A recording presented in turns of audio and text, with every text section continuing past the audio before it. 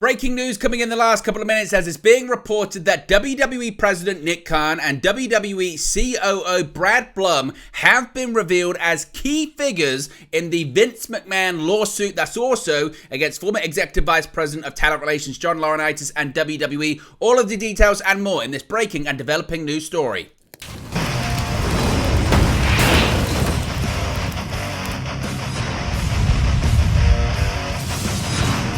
Hey guys, welcome back to Wrestling News 365. Hope everyone is doing very well. As always, there are plenty of news stories to get into in the world of professional wrestling. And today, more details on the bombshell lawsuit against former TKO and WWE Executive Chairman Vince McMahon, former Executive Vice President of WWE Talent Relations John Laurinaitis, and the company WWE as a whole when it comes to these allegations and this damning lawsuit that has really shocked the pro wrestling world this year in 2024. And it comes from a story from Tim Marchman, John Pollock, and Brandon Thurston, writing for Front Office Sports, revealing some of the confidential or anonymous people that were referred to initially as part of this lawsuit by Janelle Grant. Let's get straight into this one because, again, it is a developing and breaking news story that WWE President Nick Khan and COO Brad Blum are the men identified as corporate officers number 1 and number 2 in a sex trafficking lawsuit filed in January in federal court in Connecticut against the company, former chair Vince McMahon, and former talent relations executive John Laurinaitis. Now, the suit claims that Khan and Blum, whose names have not previously been reported, were instrumental to a scheme in which the plaintiff, a woman named Janelle Grant, was employed, quote, in a completely undefined role except for the understanding that she remained as a sexual slave to be used and trafficked by McMahon within the WWE, end quote. Unlike McMahon and Laurinaitis, the two are not personally accused of sexual misconduct or violence. Rather, the suit claims that they and others facilitated and covered up exploitation in ways that make WWE liable under the federal anti-trafficking law. Now, Khan, a deal maker and former CAA executive who earned a reputation as one of the most powerful men in sports media through negotiating billion-dollar deals for clients like the SEC and WWE before joining the latter as president in 2020, is now the top person in control of the sprawling empire it took McMahon a lifetime to build. He reports to Endeavor president Mark Shapiro and ultimately answers to legendary Hollywood power broker Ari Emanuel, who took over as the chair of WWE's parent company TKO Group Holdings after Vince McMahon resigned in January following the filing of the lawsuit. Quote, WWE takes Miss Grant's allegations very seriously and has no tolerance for any physical abuse or unwanted physical contact, a WWE spokesperson said in a statement. Quote, neither Nick Khan nor Brad Blum, prior to the lawsuit being filed on January 25, 2024, were aware of any allegation by Miss Grant that she was the victim of abuse or unwanted physical contact, nor does the complaint allege that either had any knowledge of such, end quote. McMahon has said the allegations in the lawsuit are, quote, baseless and that he intends to vigorously defend himself. A lawyer for Laurinaitis has denied the allegations but appeared to corroborate them by saying that at the same time that, like Grant, his client was, quote, a victim in this case, not a predator, end quote. Now, the information about the identities of the corporate officers offers a new lens through which to view Grant's lawsuit. Most attention has focused on the allegations of extreme sexual violence in the lawsuit against McMahon and his associates. It can, though, also be read as a set of claims about how McMahon made the highest-ranking executives in his company complicit in his conduct. Front Sports Office independently identified Nick Khan and Brad Blum, as well as the two other anonymous corporate officers to whom the suit refers, by cross-checking the details of the suit against publicly available records like online resumes and corporate filings, as well as information provided by sources familiar with WWE. Corporate officer number 1 is said in the suit, for example, to have maintained a 4th-floor office at the company's former headquarters, which a person who worked there confirmed was true of Khan. Front Office Sports then asked Grant's lawyer, Ann Callis, whether its reporting was accurate. Quotes, I can confirm that these names are correct, she said, end quote. The suit says that McMahon groomed Grant while she was grieving the death of her parents and had her hired into a fake job with the company's legal department in May 2020. 2019. Subsequent to that, it says she was subjected to, quote, extreme cruelty and degradation, end quote, including McMahon defecating on her during group sex, and he and Laurinaitis sexually assaulting her in the WWE offices, with the abuse only ending in 2022. This left her, according to the suit, quote, crippled both physically and mentally, including from debilitating symptoms of post-traumatic stress disorder and suicidal intention, end quote. McMahon presented Blum and Khan after his hiring in August 2020 to Grant as his key fixers, according to the lawsuit. The first time McMahon met her, it says, in March 2019, he promised Grant, who had minimal work history, that his office would reach out to arrange a meeting with Blum, who was executive vice president in charge of operations at the time. A week later, the suit says, she met with Blum. He, quote, hardly asked any questions, end quote, and before long, she had been hired into a $75,000 a year job in the legal department. In February 2020, the suit says, McMahon told Grant that Blum had warned him, quote, there were a lot of rumors circulating, end quote, about the relationship. Immediately after this, she was transferred to another department. Years later, the suit says, after McMahon and Grant signed a non-disclosure agreement he negotiated on WWE's behalf without its knowledge, he ended up paying only $1 million of an agreed upon $3 million. The two had a call he claimed would be the last conversation they would ever have, during which he named Blum as one of the two people she should call if she ever needed anything. The second of those two people was Khan.